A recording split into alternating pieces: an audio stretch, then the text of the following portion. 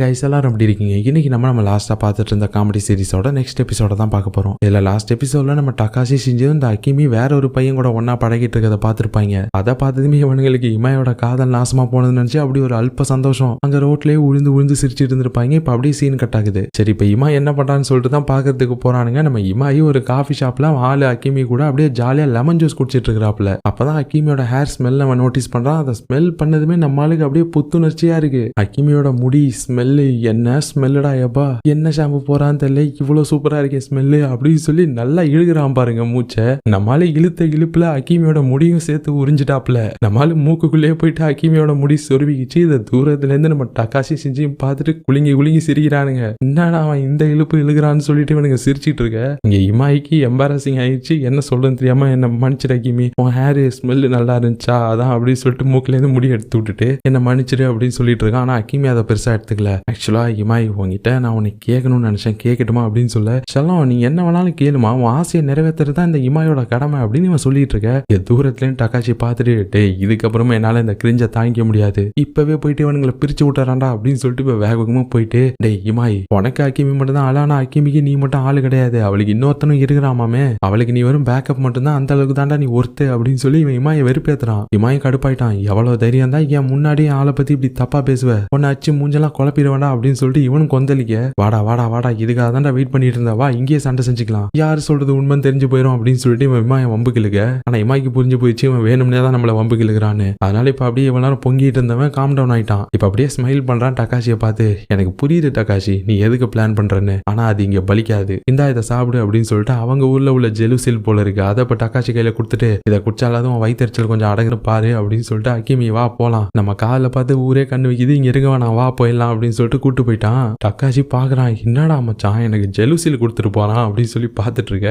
போனவன் அவன் குடிச்ச லெமன் ஜூஸுக்கு காசு கொடுக்காம போயிட்டான் போல இருக்குது. கடைக்காரி இவனுக்கு ரெண்டு பேரையும் கேட்கிறாரு, அவங்க ரெண்டு பேரும் காசு கொடுத்துருங்கப்பா அப்படின்ட்டு. அதுக்கப்புறம் இமாயா கிமியும் ஒரு தேட்டருக்கு தான் வராங்க. அங்க ஒரு சைக்கோ கில்லர் படம் ஓடிக்கிட்டு இருக்கு. அந்த கில்லரி எல்லாரையும் கொடூரமா கொலை பண்ணிட்டு இருக்கான். அதை நம்ம இமாய் பார்த்துட்டு ஏதோ ஃபீல் குட் படம் பாக்குற மாதிரியே விம்மி அழுதுகிட்டு இருக்கான். அக்கிமி பார்த்துட்டு ஏன் இமாய்ச்சான் அழுகிறீங்க, தொடச்சுக்கோங்க அப்படின்னு சொல்லிட்டு அவரோட கர்ச்சிஃபை கொடுக்குறா. நம்மால அதை வாங்கி ஐயோ அக்கிமியோட கர்ச்சிஃபாச்சே அப்படின்னு சொல்லி ரொம்ப ஃபீல் பண்ணி தொடச்சிட்டு இருக்கான். ஆனா அப்பதான் பாக்குறான் அக்கிமி ஏதோ அப்செட்டா இருக்க மாதிரி இருக்கு. என்னாச்சு நம்மளுக்கு அந்த டகாஷி பண்ண வேலைனால தானா அப்படின்னு சொல்லி பார்த்துட்டு இருக்க. ஆனா ஆக்சுவலா இங்க அக்கிமி என்ன நினைச்சிட்டு இருக்கான்னா, நம்மளுக்கு ஆள் இருக்க விஷயம் எப்படி டகாஷிக்கும் செஞ்சிக்கும் தெரிஞ்சது, கியோக்கு கூட தெரியாது, எப்படி இவனுங்க கண்டுபிடிச்சானுங்க அப்படின்னு சொல்லி யோசிக்கிறா. இப்பதான் ஒரு பிளாஷ்பேக் காட்டுறாங்க. அவன் நிஜமாவே அவளோட ஆளு தான். ஆக்சுவலா இவனை இந்த அகிசா ஸ்கூல் பசங்க இருக்கானுங்கல்ல, அவனுங்க இவனை செமையா புள்ளி பண்ணுவானுங்க போல இருக்கு, தினமும் காசு கேட்டு. இவனால அவனுங்க பண்ற டார்ச்சர்லாம் தாங்கிக்க முடியல, காசு கொடுக்க முடியாம தினமும் அவனுங்கள்ட்ட இவன் சமத்தி அடி வாங்கிட்டு தான் வீட்டுக்கு வருவான். அதனாலதான் அவன் அக்கிமி கிட்ட ஹெல்ப் கேட்டிருப்பான். தினமும் நான் அடி வாங்கிட்டு வரதை பாக்குறேன்ல, எனக்கு ஏதாவது ஹெல்ப் பண்ணலாம்ல, நீ யாராவது உனக்கு தெரிஞ்ச ஸ்ட்ராங்கான ஆளுங்களை கூப்பிட்டு வந்து என்ன அந்த அகிசா பசங்கள்ட்ட இருந்து காப்பாத்தலாம்ல,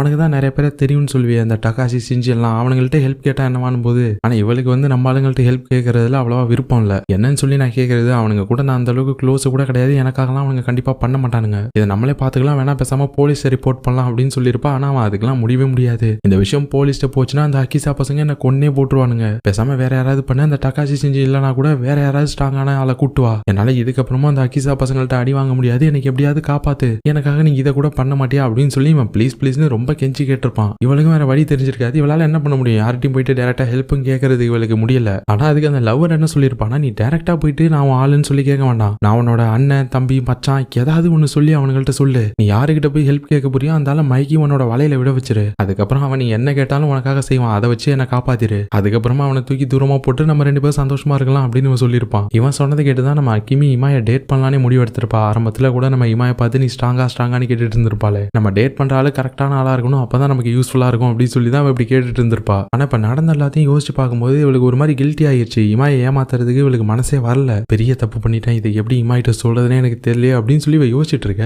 அப்போன்னு பார்த்து கரெக்டா நம்ம டக்காச்சி வேகமும் ஓடி வந்து டேய் உன்னை நிம்மதியா இருக்கு நான் விட்டுருவேனாடா, நான் இருக்க வரைக்கும் உன்னை நிம்மதியாவே விட மாட்டேன்டா இமாய் அப்படின்னு சொல்லிட்டு தியேட்டர் ஸ்கிரீன் முன்னாடி நின்று டான்ஸ் ஆடிட்டு இருக்கான். இமாய் கடுப்பாயிடான், டேய் உனக்கு என்ன தாண்டா பிரச்சனை, நீ பேசி முடிவு பண்ணிடலாம்டா அப்படின்னு சொல்லிட்டு இவனும் சண்டைக்கு போயிட. ஆனா அப்பதான் நம்ம செஞ்சு அக்கிமி கிட்ட வந்து கேக்குறான், என்னாச்சு கியோகோவை நான் பார்க்கவே இல்லை இன்னைக்கு ஃபுல்லா அப்படின்னு கேட்க. அவ கடுப்பாயிட்டா, டேய் செஞ்சு ராஸ்கல் என்னோட ஃப்ரெண்டே ஏமாத்திட்டல அப்படின்னு சொல்ல வந்தவ அப்படியே ஸ்டாப் ஆயிட்டா. ஏன்னா இப்ப இவளுமே அதான பண்ணிட்டு இருக்கா இமாய்க்கு, அதனால இவளால சொல்ல முடியல அதை. ஆனா இப்ப நம்ம செஞ்சு அக்கிமி கிட்ட சரி இன்னைக்கு நானும் டகாஷியும் உன்னை ஒரு பையனோட பார்த்தோம், அவன் உனக்கு என்ன வேணும், அவன் ஆளா என்ன அப்படின்னு கேட்டதும் இவளுக்கு பக்குன்னு ஆகுது. இல்லையே அப்படிலாம் இல்லையே அப்படின்னு சொல்லிட்டு அமைதியாயிட்டா. ஆனா இப்ப அதே டைம்ல இங்க நம்ம ரீகோவை தான் காட்டுறாங்க. அவ ஸ்கூல் முடிச்சுட்டு வீட்டுக்கு வீட்டுக்கு வந்தா வீட்டு வாசல்ல நம்ம கியோகோ நின்னுட்டு இருக்கா. யாரு மணி அப்படின்னு கேட்டா உனக்கு ஏமன் அப்படின்றா. என்ன சொல்ற அப்படின்னும் போது உன்னை நான் சேலஞ்ச் பண்றேன், இப்பவே நீ என் கூட சண்டைக்கு வர, உன்னை அச்சு மூஞ்ச குழப்பாம நான் விட மாட்டேன், உமல அவ்வளவு கான்ல இருக்கணும் அப்படின்னு இவ சொல்ல, அப்பதான் கியோகோட அப்பா வராரு. யாரு மணி அப்படின்னு கேட்க, ஐயோ ஒவ்வொருத்தவங்கள்ட்ட என்னால திரும்பி சொல்லிட்டு இருக்க முடியாதியா, சரிம்மா சாரி, என்ன எதுவும் என் ஸ்கூல்ல ஜாயின் பண்ண வந்திருக்கிறியா, மார்ஷியல் ஆர்ட்ஸ் உனக்கு கத்து தரணுமா, எங்களோட பாரம்பரிய கலையை உனக்கு கத்து தரணுமா, எங்க வரலாற்றை கேட்டீங்கன்னா நீயே கத்துக்கணும்னு ஆசைப்படுவோம் அப்படின்னு சொல்லிட்டு இவர் வரலாற்றுக்கு போயிட்டாரு. இவ கடுப்பாயிட்டா, டேய் ஓல்டு தாடி வாய முள்ளானா நீ ஆயிடுவ டெட் பாடி அப்படின்றா. சரிம்மா என்ன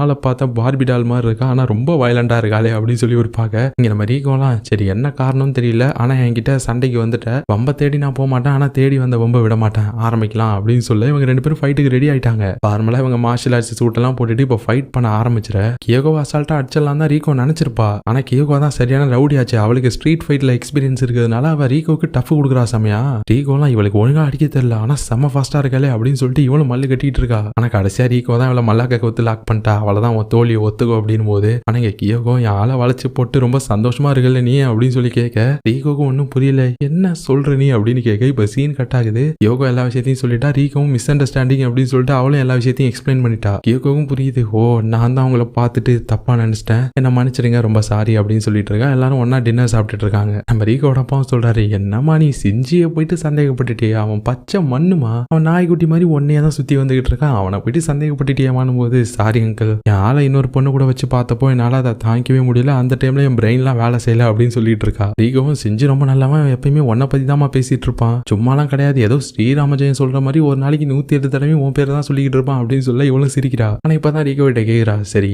என்னோட கதை இருக்கட்டும், உங்க கதை என்ன ரீகோ சான், உங்களுக்கு பாய் ஃப்ரெண்ட் யாரும் இருக்காங்களா அப்படின்றதும் ரீகோ அப்படியே அமைதியாயிட்டா. அது அப்படின்னு சொல்லி இழுக்கும் போது இங்க ரீகோட பாய்க்கு என்ன நடந்தாலும் சரி, யார பாய் ஃப்ரெண்டா கூட்டு வந்தாலும் சரி, ஆனா அந்த வெளுத்த மண்டையனை மட்டும் நான் அனுமதிக்கவே மாட்டேன் அப்படின்றாரு. ஓ இப்ப டக்காஷியை தான் உனக்கு பிடிச்சிருக்கா ரீகோ அப்படின்னு இவ கேட்க, இவ என்ன சொல்றதுன்னு தெரியாம தண்ணிட்டு இருக்கா. இங்க கேட்கவும் எனக்கு புரிஞ்சு போச்சு அப்படின்னு சொல்லி சிரிச்சிட்டு இருக்கா. இங்க ரீகோலாம் அப்பா வாயை வச்சு சும்மாவே இருக்க மாட்டீங்களா அப்படின்னு சொல்லிட்டு இருக்கா. இப்ப அப்படியே கட் பண்ணி மறுபடியும் நம்ம இமாயும் அக்கிமி தான் காட்டுறாங்க. இவங்க தியேட்டர்ல இருந்து வந்துட்டாங்க. இப்ப கடைசியா போறதுக்கு முன்னாடி பாய் நாளைக்கு பார்க்கலாம் அப்படின்னு அக்கிமி சொல்லிட்டு போறா. இமாய்க்கும் நாளைக்கு பார்க்கலாம் அப்படின்னு சொல்லி செம ஜாலியா போயிட்டு இருக்கான். ஆனா இவங்களை ஃபாலோ பண்ணிட்டு நம்ம டக்காசி செஞ்சு வந்துட்டு இருக்கானுங்க. நம்ம செஞ்சு சொல்றான், டே எதுக்குடா இந்த வேண்டாத வேலை, பிரைவேட் டிடெக்டிவ் வச்சு செக் பண்ண சொல்ல கூட இந்த அளவுக்கு பார்க்க மாட்டான்டா, நம்ம எதுக்குடா தேவையில்லாத வேலையெல்லாம் பார்க்கணும் போது, மச்சான் நான் உண்மையை கண்டுபிடிச்சே ஆகணும், ஏதோ மிஸ்ட்ரி படம் பாக்குற மாதிரி எனக்கு இது செம ஃபீலை கொடுக்குது, என்ன ஃபுல்லா பார்க்க விடுறான் மச்சான் அப்படின்னு சொல்லிட்டு இவன் அக்கிமியை ஃபாலோ பண்ணிட்டு போயிட்டு இருக்க. செஞ்சு வேற வழி இல்லாம வேற என்ன பண்ணி தொலைறது அப்படின்னு சொல்லி டகாஷி கூட தான் போறான். இப்ப அக்கிமி ஒரு இடத்துக்கு வந்து அங்கதான் அவளோட லவ்வர் இருக்கான். அந்த அக்கிசா ஸ்கூல் பசங்கள்ட்ட மறுபடியும் சமத்தி அடி வாங்கிட்டு வந்து உட்காந்து அழுதுட்டு இருக்கான். இப்போ போயிட்டு பார்த்துட்டு, டே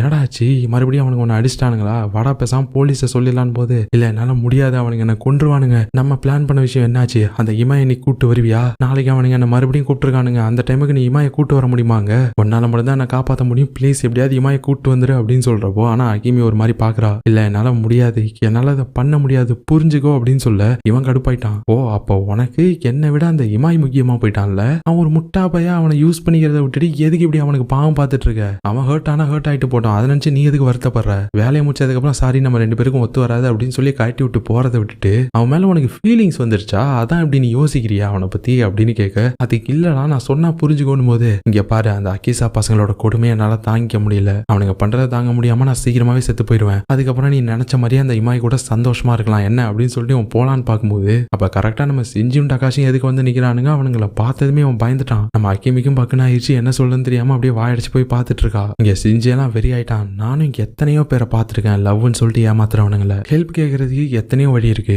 ஆனா அதுக்கு நீ காதல தான் யூஸ் பண்ணணுமாடா, இப்படி ஒரு எச்சத்தனமான வேலையை நீ லவ் வச்சு தான் பண்ணணுமா, ஏன்டா லவ் அசிங்கப்படுத்துறீங்க அப்படின்னு சொல்லி இவன் எகிற. இங்க அக்கிமியோட எல்லாம் பயந்தே போயிட்டான். எறா அவனுங்கள்ட்ட அடி வாங்குறேன்னு சொல்லி தானே பயந்து இப்படி பண்ண, இப்ப நான் ஒன்னு அடிக்கிறவனால என்னடா பண்ண முடியும் அப்படின்னு சொல்லிட்டு செஞ்சு எகிரிட்டு வர. அப்ப யாரோ ஒரு நிமிஷம் இரு அப்படின்னு சொல்லி சொல்றாங்க. யாருன்னு பார்த்தா நம்ம இமாய் அங்க வந்துட்டான். இங்க நடந்த எல்லாத்தையும் பார்த்துட்டான் போல இருக்குது. அப்படியே அமைதியா நிக்கிறான். அவனை பார்த்ததுலாம் இந்த அக்கிமியோட ஆளு மிரள்றான். எல்லாரும் ஒண்ணு கூட்டிட்டாங்க, அவ்வளவுதான் நான் செத்தேன், என்ன கொன்னே போட்டுருவானுங்க அப்படின்னு சொல்லிட்டு அக்கிமி பின்னாடி போய் ஒளிஞ்சுக்கிட்டான். ஆனா அக்கிமியால இதுக்கப்புறமும் சும்மா ஒன்னும் சொல்லாம இருக்க முடியல. இப்ப வேக வேகமா இமாய் முன்னாடி போயிட்டு என்ன தயவு செஞ்சு மன்னிச்சிடு, எனக்கு வேற வழி தெரியல, ஆனா உனக்கு ஏமாத்தணும்லாம் நான் நினைக்கல, என்ன தயவு செஞ்சு மன்னிச்சிடு அப்படின்னு சொல்ல. ஆனா நம்ம இமாய் ஒரு செகண்ட் பார்த்துட்டு அப்படியே அவளோட கர்ச்சிவை கொண்டு வந்து அவள்கிட்ட கொடுக்குறான். இதனால நினைச்சிட்டு இருந்தேன் நம்மளெல்லாம் யாரு லவ் பண்ணுவா, நம்மளை லவ் பண்றதுக்குலாம் இங்க யாருமே இல்லைன்னு, ஆனா அட்லீஸ்ட் என்ன நீ யூஸ் பண்ணிக்கிறதுக்காகவாச்சும் இந்த ஒரு 2-3 நாள் என்ன நீ லவ் பண்ற மாதிரி நடிச்சில்ல, அதுவே எனக்கு போதும். அந்த டைம்ல நீ என்ன உண்மையா லவ் பண்ணியோ இல்லையோ, ஆனா நான் உன்னை உண்மையா லவ் பண்ணேன். உன் கூட ஸ்பெண்ட் பண்ண இந்த லாஸ்ட் கொஞ்ச நாள் என் வாழ்க்கையிலேயே மறக்க முடியாதனால நான் ரொம்பவே சந்தோஷமா இருந்த நாள். இதை நான் எப்பயுமே மறக்க மாட்டேன். கிமி உனக்கு ரொம்ப தேங்க்ஸ் அப்படின்னு சொல்லிட்டு அவளோட கர்ச்சிஃபை கொடுத்துட்டு அப்படியே போயிட்டான். இங்க டக்காஷிக்கும் சிஞ்சிக்கும் ஒண்ணுமே புரியல. என்னடா அவனை காமெடி பீஸ்ன்னு நினைச்சா இப்படி எமோஷனலா பேசி நம்ம ஹார்ட்டை டச் பண்ணிட்டானே அப்படின்ட்டு பாக்குறாங்க. டேய் நீ ஃபைட்டடா, இப்படி எமோஷனலா பேசிட்டு போக கூடாதுடா. உன் ஹார்ட் பிரேக்கு காரணமான அவனை அடிச்சு மூஞ்செல்லாம் குழப்படாயுமாயி உன் பக்கம் நாங்க இருக்கிறோம் அப்படின்னு சொல்லிட்டு இவன் பின்னாடியே கத்திட்டு ஓடுறானுங்க. ஆனா இங்க அக்கிமிக்கு இமாய் கோவப்பட்டிருந்தா கூட இவளுக்கு பெருசா ஃபீல் ஆயிருக்காது. ஆனா அவன் இவன் மேல கோவப்படாம பேசிட்டு போனதை பார்த்ததுமே இவளுக்கு ஒரு மாதிரி ரொம்ப கஷ்டமாயிருச்சு. ஆனா இப்ப அடுத்த நாள் நம்ம அக்கிமியோட லவர் சொல்லியிருப்பான்ல, இந்த மாதிரி அந்த பசங்க அக்கிசா பசங்களுக்கு நான் காசு கொடுக்கலாம் எனக்கு கொண்டுருவானுங்க அப்படின்னு. இப்ப ஸ்கூல் போயிட்டு வரும்போது அந்த அக்கிசா பசங்க அவனை லாக் பண்ணிட்டானுங்க. என்னடா காசு கேட்டிருந்தமே கொண்டு வந்தியா? நம்ம லாஸ்ட் டைம் டயலாக்லாம் பேசிட்டு போனா காசுலாம் கொடுக்க முடியாது, நான் ஸ்ட்ராங்கான ஆளை கூட்டு வந்து நிறுத்துறேன், உங்களை அடிக்கிறேன்டான்னு. எங்க காசையும் காணும் ஆளையும் காணும் அப்படின்னு சொல்லி இவனுங்க மிரட்டவனே அவன் பயந்தே போயிட்டான். ஆனா அப்பதான் அந்த இடத்துக்கு கரெக்டா நம்ம அக்கிமே வர, அவ இப்ப காசை கொண்டு வந்து கொடுக்குறா. இந்தாங்கடா உங்களுக்கு காசு தானே வேணும், இல்ல உங்களுக்கு தேவையான காசு இருக்கு, ஓடுங்க அவனை விட்டுருங்கடா அப்படின்னு இவன் சொல்ல. ஆனா இவனுங்க காசை வாங்கிட்டு அக்கிமே ஒரு மாதிரி பாக்குறானுங்க. என்ன தல்ல உனக்கு இவ்வளவு ஒரு அழகான கேர்ள் ஃப்ரெண்ட் இருக்குதுன்னு சொல்லவே இல்ல, கை வச்சா அவனுக்கு கோச்சிக்க மாட்டேல அப்படின்னு சொல்லிட்டு இப்ப அக்கிமிட்ட தப்பா நடக்க ட்ரை பண்றானுங்க. நம்ம அக்கிமியால ஒண்ணுமே பண்ண முடியல, இவனுங்க ஃபோர்ஸ் பண்ணிட்டு இருக்கானுங்க. ஆனா அப்ப ஹீரோய்க்கா என்ட்ரி கொடுப்பான் பாருங்க நம்ம இமாயி. வந்த ஃபாஸ்ட்டுக்கு அக்கிமி மேல கை வச்சவன் மூஞ்சிலே ஒரே குத்து, அவ்வளவுதான் மூக்கு பஞ்சர் ஆகிடுச்சு, ரத்தம் போல போல ஊத்திட்டு இருக்குது, தெரிக்குது. நம்ம அக்கிமியெல்லாம் ஆச்சரியமா பாக்குறா, இமாய் சான் நீங்களா அப்படின்னு பாத்துட்டு இருக்க. ஆனா கண்ணு மிக்கிற நேரத்துல நம்ம இமாய் அங்க இருக்க எல்லாரையும் போட்டு பட்டு பட்டுன்னு அடிச்சிட்டான். கடைசியா அவனுங்களை பிடிச்சி மிரட்டி விட்டுறான். இங்க பாருங்கடா, இதுக்கப்புறம் இந்த பக்கம் இங்க அவங்கள்ட்ட வந்து எதுவும் பிரச்சனை பண்ணீங்க, உங்களை உங்க ஸ்கூல் வாசல்லே குழி தோண்டி புதைச்சிருவாண்டா அப்படின்னு சொல்லி அவன் பங்கமா மிரட்டி விட்டுறான் அவனுங்களை. அதுக்கப்புறம் அக்கிமிட்ட வந்து நீ உனக்கு கவலைப்படாத, இனிமே அவனுங்க வந்துட்டு எந்த பிரச்சனையும் பண்ண மாட்டானுங்க அப்படின்னு சொல்ல. ஆனா அக்கிமி ஒரு மாதிரி கில்ட்டியா ஃபீல் பண்றா. இமாய் சான் நான் உங்களை ஏமாத்திருக்கேன், ஆனா அதையும் மனசுல வச்சுக்காம எனக்காக வந்து ஹெல்ப் பண்ணிருக்கீங்களே, ஏன் எதுக்காக அதை நீங்க பண்ணணும், நீங்க ரொம்ப நல்லவரு, உங்களை நான் ஏமாத்துனதுக்கு ரொம்ப கேவலப்படுறேன் அப்படின்னு சொல்லிட்டு மன்னிப்பு கேட்க. ஆனா நம்ம இமாய் நீ உடனே என்கிட்ட மன்னிப்புலாம் கேட்க வேண்டாம், எதுக்காக நீ பண்ண, உன்னோட லவருக்காக தானே பண்ண, இல்லைனா நீ நல்ல பொண்ணுன்னு எனக்கு நல்லாவே தெரியும், ஆனா இவ்வளவு பண்ணி நீ பண்ணதெல்லாம் வீணா போயிடக்கூடாதுல்ல, அதுக்காக தான் உனக்கு ஹெல்ப் பண்ணுன்னு தோணுச்சு அப்படின்னு சொல்லிட்டு போயிட்டு இருக்கான் அவன் பாட்டு கேஷுவலா. இவளுக்கு ஒரு மாதிரி இமாயை பார்க்கும்போது கஷ்டமா இருக்கு. இப்ப அடுத்த சீல கட் பண்ணா நம்ம இமாய் கதறி எழுதுகிட்டு இருக்கான் அவன் அசிஸ்டன்ட் கிட்ட.